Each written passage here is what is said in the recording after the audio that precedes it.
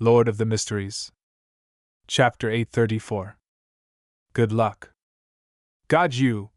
Invisible threads emanated over as Panatia said that. They quickly wrapped around Gehrman Sparrow as though she was binding him into a cocoon.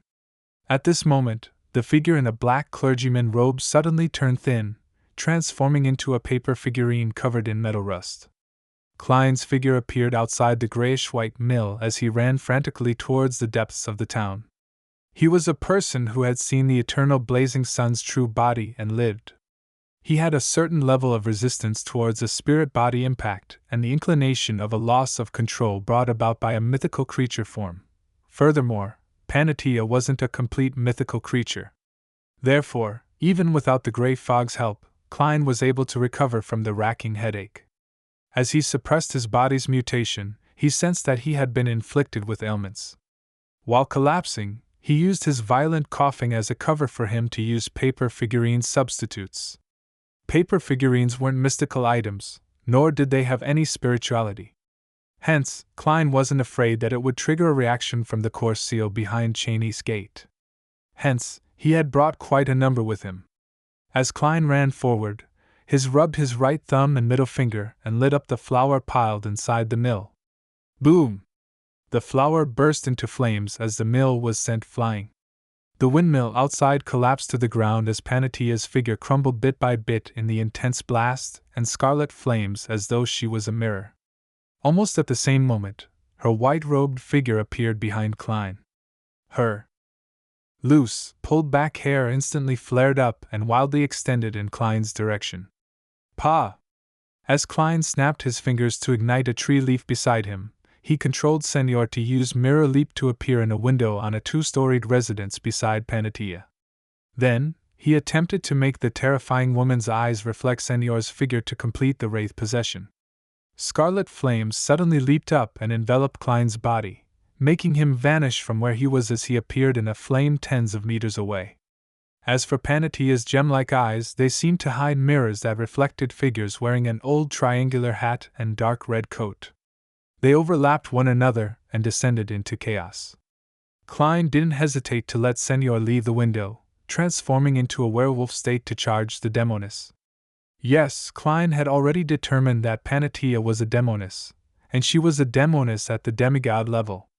The strands of black hair, as well as the invisible transparent threads, flared up, forming a ludicrous spiderweb that enveloped Senor, whose body was covered with thick, short hair. However, just as they made contact, Admiral of Blood's figure instantly phased away, causing the black hair and illusory demoness threads to pass through it. Without being able to touch him, it was obviously unable to bind him. He had taken his wraith form. Humph! Panatia's expression didn't change at all. All she did was produce a harumph. Suddenly, the thick hair strands and illusory threads that made contact with Senor burst into dark and silent black flames. They used spirituality as fuel, turning the wraith into a torch. Pa! Pa! Pa! Senor turned back into a werewolf from the burning as his limbs fell to the ground from the flame injuries. With that, a sequence 5 wraith perished completely. And at this moment, Klein had repeatedly snapped his fingers, jumping into different columns of fire, and using his marionette's sacrifice to escape deeper into the town. With a few flashes, he had pulled open a gap of hundreds of meters from Panatia. Suddenly, Klein felt his forehead burning hot. His lungs began to heave as he panted loudly and emitted heated air. As he had been hit by the impact of seeing an incomplete mythical creature's form, he had been a little too slow at using paper figurine substitutes.